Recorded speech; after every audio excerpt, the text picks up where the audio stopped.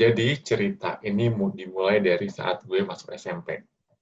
Jadi SD gue tuh adalah SD yang ibaratnya Islami banget, sementara pas gue masuk ke SMP, itu jauh berbeda, kayak 180 derajat beda.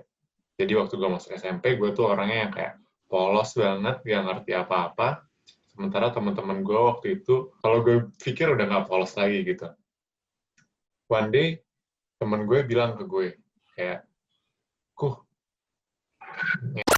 itu artinya terkenal. Nah, terus gue akhirnya kayak, oh, terkenal. Akhirnya, dengan sangat polosnya, gue ngomong dong ke temen gue nih, yang gaul-gaul itu, dan gue sendiri, gue datang ke mereka terus gue ngomong, dan itulah mengapa alasannya awalnya gue dibully. Kali ini kita bakal ngebahas tentang bullying yang ada di Indonesia. Kita bakal ngebahas dari apa itu bullying, kedua, dampak bullying di sekitar kita akan seperti apa aja, dan apa yang dirasakan dari sisi pembuli dan yang dibulinya. Nah, kali ini kita udah kehadiran nih sama orang yang paling expert di bullying di Indonesia dan di sekolah. So, mungkin langsung masuk aja ya ke topik utamanya. Jadi selain gue kayak gitu, awalnya nih puncak-puncaknya adalah ketika gue ngatain temen gue yang punya tompel gitu di tangannya. Jadi karena gue waktu itu polos banget, dan gue pikir ngatain tompel orang itu nggak bakal berdampak seburuk itu kepada gue. Ya waktu itu gue ngatain dia, kayak, tompel gitu. Terus si anak itu mungkin merasa sakit hati banget, dan akhirnya gue dibully. Dan anak itu juga anak yang gaul banget gitu loh di sekolah.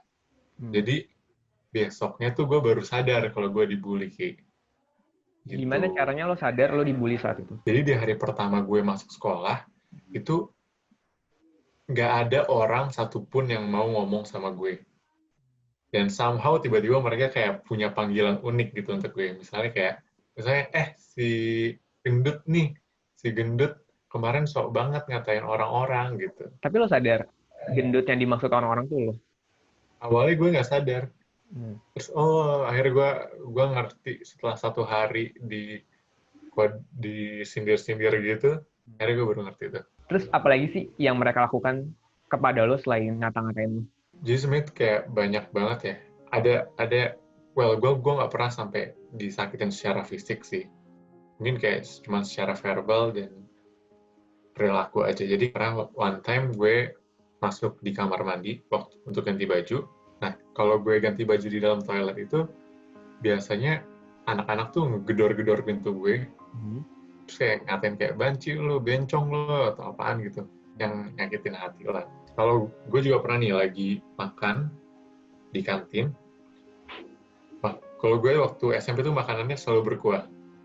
Jadi one time gue makan di kantin, terus tiba-tiba ada anak lemparin bekas tulang ayam, makanan ayam, ke dalam mangkuk gue yang berkuah itu. Jadi kayak gue bener-bener udah nggak bisa makan lagi dong. Geli ya, gimana sih? Dan itu nggak cuma sekali, itu berkali-kali. Kadang-kadang kalau gue beli minuman gue dijatuhin, gue drama banget lah, kayak yang di sinetron-sinetron gitu, sumpah.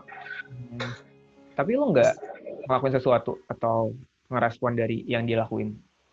Gue bener-bener takut, karena gue sendiri, cuy. Sendiri lawan seangkatan. Serem. Selain itu, gue juga pernah nih, kalau habis Ramadan kan biasanya ada acara halal bihalal gitu ya. Yeah. Nah itu pas acara halal bihalal tuh kan salam-salaman biasanya setiap satu orang sama orang lainnya gitu kan. Pas ngelewatin gue tuh barisannya kayak yang melayat gitu lah cuy. Jadi kayak salam ada gue diginiin gitu lah cuy. Oh, lo dilewatin gitu ya? Kayak dilewatin gitu. Itu lumayan ini sih, maksud gue jahat. Iya, lumayan jahat sih menurut gue. Cuman lo nggak bilang ke guru BK atau ke orang tua tentang apa yang mereka lakukan sama lo? Nah, menurut gue ini juga menarik ya, Ki. Karena menurut gue, guru BK dan kalau orang tua mungkin gue bilang tapi gue bilang ke orang tua gue juga nggak usah terlalu mikirin ini gitu loh. Kalau ke guru BK, gue waktu itu sama sekali nggak bilang. Karena menurut gue, guru BK tuh nggak ngerti posisi gue gitu. Belum tentu dia bisa menyelesaikan masalah gue gitu loh. Kenapa gitu? Karena eh, kalau gue ketahuan ngadu, well, gue punya temen nih yang Hmm. sama dibully, Hmm. cewek. Hmm. Dia ngadu sama ke BK kan, ke ruang BK. Terus setelah dia ngadu, itu setelah sepulang sekolah tuh dia bener-bener yang kayak dicegat gitu, yang kayak bener-bener dicegat sama dia satu orang kayak dicegat sama 8 orang gitu atau lebih mungkin, Hmm. kayak dikata-katain wah parah di pokoknya. Hmm. Nggak, maksud Kan gua nggak ada aksi nyatakah dari guru BK-nya atau kayak gimana? iya Atau cuma dipanggil doang? ada aksi nyata, kayak gue inget banget waktu itu eh, si si anak ini dikumpulin di ruang BK, anak pembuli dan yang terbuli ini dikumpulin di ruang BK, Terus? terus yang nangis-nangis gitu-gitu, tapi gue yang ngeliat sendiri sebagai sesama murid gitu, Hmm. gue ngeliatnya juga mereka si anak ini masih dibully gitu loh. Kalau lo di posisi gue, kira-kira lo bakal ngapain Ki? Kalau gue sih pertama, gue bakal bilang guru BK-nya dulu. Kedua, menurut gue ini bukan peran individu aja sih, harus diikutin orang tua juga. Dan emang harus diikutin orang tua yang ngebully juga. Apakah dalam case lo ini, guru BK-nya cuman sama muridnya doang, atau orang tuanya juga ikut, atau gimana sih? Gue sebenarnya nggak ngerti ya, karena Hmm. waktu si teman gue ini, gue kurang ngerti apakah orang tuanya sampai, kayak orang tuanya datang ke sekolah juga deh. Oke. Terus? Tapi gue nggak paham, seingat gue dia masih tetap dibully, dan seingat gue dia nggak pernah diajak ngobrol sama orang lain juga gitu loh. Tapi dari, lo kan tahu nih, dia dibully. Dan teman-teman lo pun yang nggak ngebully pasti tahu dia dibully. Nggak ada respon kah dari orang-orang yang ada di sekitar gitu? Nggak ada, karena semua orang takut. Oh, jadi karena lo ngerasa inferior gitu ya dengan orang-orang yang ngebully ini. Jadi nggak berani ngelakuin Ya, apa-apa. karena ya gue juga takut dibully, posisi gue juga dibully, gimana gue mau bantuin gitu loh. Dari guru-guru lain selain guru BK? Guru-guru lain, nah itu juga kayak menarik. Karena menurut gue juga guru tuh nggak bisa nolong gue. Bahkan karena waktu gue rada nggak percaya juga waktu itu sama guru gue. Karena ada salah satu guru gue yang waktu gue dibully tuh, dia nyuruh gue untuk bunuh diri coba. Cuma gara-gara gue nggak bawa buku ke sekolah, dan itu dia ngomong di depan kelas kayak, kamu bunuh diri aja, jatuh terjunin diri kamu dari lantai 5 kayak gitu. Oh iya. Jadi it was a really hard time gitu loh pengen ke sekolah, dan nggak ada, gue ngerasa guru BK waktu itu nggak bakal bisa berbuat apa-apa juga gitu Ki.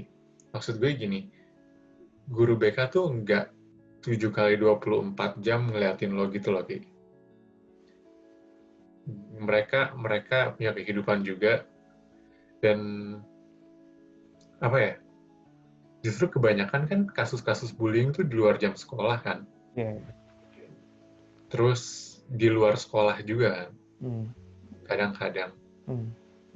dan kebanyakan pun banyak loh kasus-kasus bullying yang akhirnya sampai ke arah kematian gitu, gara-gara dipukul-pukulin misalnya sama temannya. Itu juga pasti kejadiannya seharusnya di luar sekolah. Nggak mungkin guru BK 7 kali 24 jam ngawasin murid lo.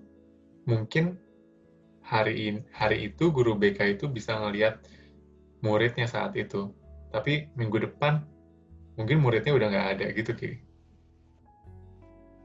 Jadi ketika muridnya nggak ada, itu udah nggak selesai gitu masalahnya. Maksud lo? Itu selesai dalam artian udah nggak ada yang dibully lagi karena orangnya pun udah nggak ada. Oke. Sih, that's hard, right? Tapi lo nggak, kalau guru BK nggak bisa menyelesaikan, lo minta bantuan sama orang yang lebih punya power. Contoh kayak mungkin polisi atau apa. Karena ini menurut gue masalahnya udah kompleks banget pertama. Kedua, kalau nggak ada yang menegaskan, nggak akan selesai sih. Kalau menurut gue waktu itu anak SMP kayaknya ngadu ke polisi tuh hampir tidak mungkin dilakukan gitu loh sama anak-anak SMP. Yeah. Kalau ngadu ke orang tua gue waktu itu ngadu ke orang tua gue kayak, "Ma, aku dibully dan kawan-kawannya." Tapi gue nggak pernah mau orang tua gue untuk ke sekolah yang ngurusin gue karena gue dibully gitu. Karena ada beberapa hal sih, maksud gue kayak waktu gue ke SMP tuh gue ngerasa kayaknya orang tua gue udah capek deh sama kerjaannya. Kayak kalau gue tambah-tambahin kayak ginian tuh kayaknya ya ampun gak enak banget gue. Kayak SMP kan lo udah pengen dewasa gitu kan. Walaupun lo masih butuh bantuan of course. Tapi gue ngerasa kayak gue bisa kok nyelesain sendiri gitu kayak. Dan akhirnya selesai juga gitu kayak. Terus gimana sih ceritanya bisa selesai dalam permasalahan pembulian ini? Ini menarik sih. Kayak gue belajar, sebenarnya bully tuh buat gue belajar banyak banget hal. Hal yang gue lakukan adalah lo berbuat baik. Even sama orang lain ataupun sama pembuli lo. Gue inget banget, ini sesederhana itu. Jadi yang ngebully gue tuh, ya mainannya lagi rusak gitu. Kayak jadi punya barang gitu, bawa ke sekolah rusak. Terus gue benerin, gue taruh di meja dia. Terus ya akhirnya dia jadi respect. Dia jadi nggak berani ngebully lagi gitu. Jadi dia jadi baik karena lo berbuat baik sama dia gitu. Jadi kita kebalikan gitu Ki, air tuba dibalas dengan air susu Ki. Sama teman-teman lo yang lain selain yang cewek ini gimana? Gue sih waktu itu juga kayak berusaha untuk selalu jadi yang, karena kan gini loh Ki, alasan kenapa gue dibully menurut gue itu adalah karena gue waktu itu lemah, gue waktu itu jelek, gendut, terus halus lah anaknya. Terus gue tuh nggak pinter-pinter banget di sekolah. Jadi mungkin orang ngelihat gue sebagai objek yang gampang banget untuk dibully gitu. Karena dia nggak punya power nih gitu. Dan menurut gue kebanyakan bullying itu terjadi karena itu gitu. Berarti ketika lo udah bisa speak up atau tegas sama orang yang ngebully lo, kemungkinan besar mereka nggak bakal ngebully lo lagi gitu. Iya, mungkin salah satu cara juga untuk keluar dari bully gitu.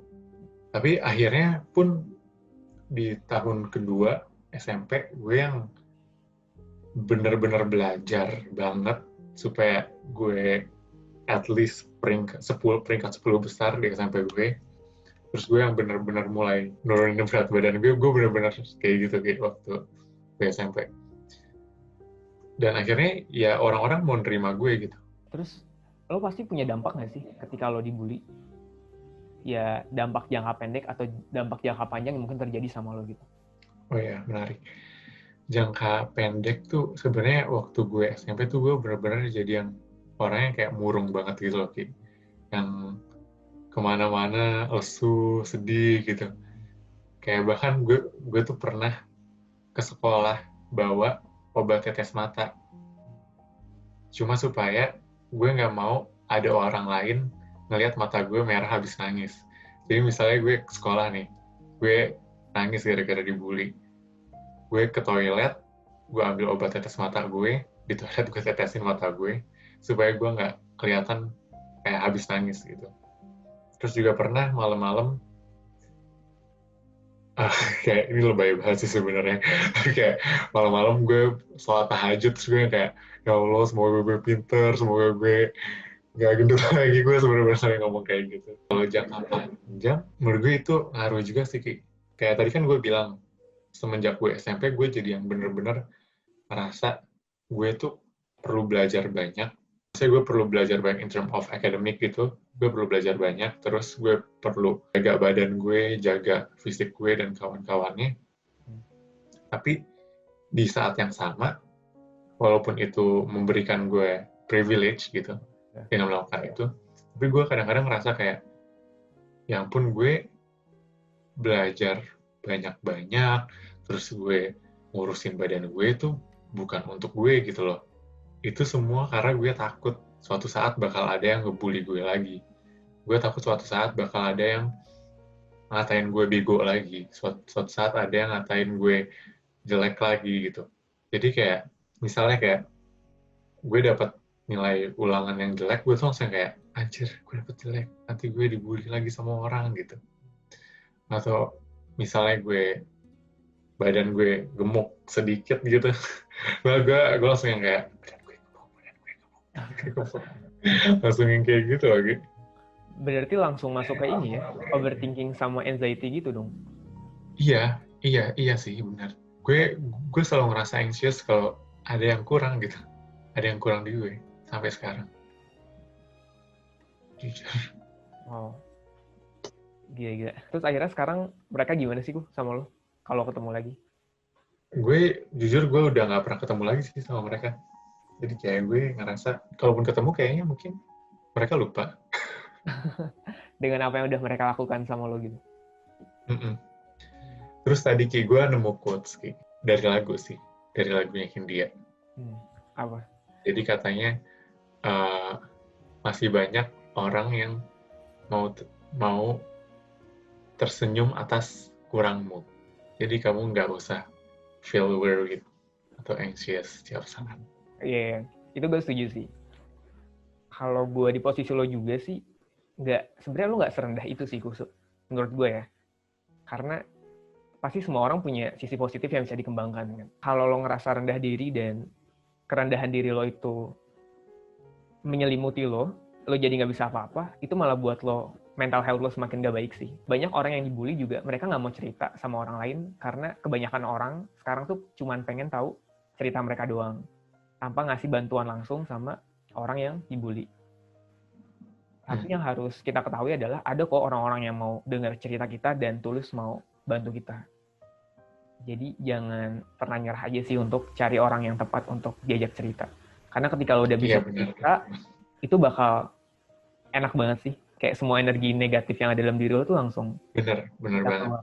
Kayak gue dengan cerita kayak gini aja, gue ngerasa kayak, oke, at least ada orang yang mau denger gue gitu loh.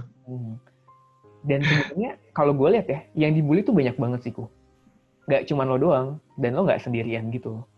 Dan ketika lo udah ngasih cerita ini sama orang-orang lain, menurut gue itu it means a lot banget sih buat orang yang mungkin lagi ngerasa dibully, atau mungkin udah dibully, tapi masih sering kebayang-bayang untuk jadi lebih baik ke depannya. Pesan gue untuk orang-orang yang mungkin sekarang lagi ngebully orang lain, atau mungkin kalian gak sadar kalian lagi ngebully orang lain, pesan gue, kalian bisa stop itu, karena menurut gue, dengan membuat orang lain terlihat jelek, itu nggak membuat kalian terlihat lebih bagus. Dan kalian itu ngebully karena background tertentu, mungkin karena masalah keluarga kalian di rumah. Mungkin kalian bisa cerita ke orang lain yang mau dengerin kalian. Dan pesan gue untuk orang yang dibully, menurut gue, kalian itu hebat, kalian itu kuat, kalian itu survivor. Ingat kata-kata gue tadi, kalau kalian dibully, kalau kalian direndahkan, sebenarnya orang yang ngebully kalian itu udah jauh lebih rendah daripada kalian. So, kalian harus tetap percaya diri, harus tetap jadi diri kalian sendiri. Gue juga punya perumpamaan. Jadi, misalnya kalian dilemparin batu bata sama orang lain. Kalian harus buat batu bata itu jadi sebuah karya. Karya yang bakal bermanfaat untuk orang lain. Misalnya kalian buat batu bata itu jadi rumah untuk orang-orang berlindung gitu. Atau kalian bisa buat batu bata itu jadi rumah sakit untuk orang-orang sembuh dari penyakitnya. Itu sih. Jadi intinya kalau kalian dilempari oleh hal-hal yang bersifat negatif, kalian berusaha coba buat hal negatif itu jadi hal positif, baik bagi diri kalian sendiri, ataupun diri orang lain. Gitu aja sih dari gue sih. Ya, pesannya nyampe sih menurut gue. Dan yang tadi, gue yakin nggak cuman satu atau dua orang aja yang pernah dibully. Jadi semua orang tuh pasti mungkin pernah ngerasain.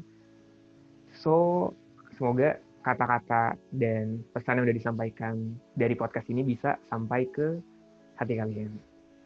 Dan by the way, ini kita baru pertama kali bikin podcast, jadi gue rasa Guys, pasti banyak kita baru pertama kali. Iya, banyak banget hal-hal yang harus diperbaiki.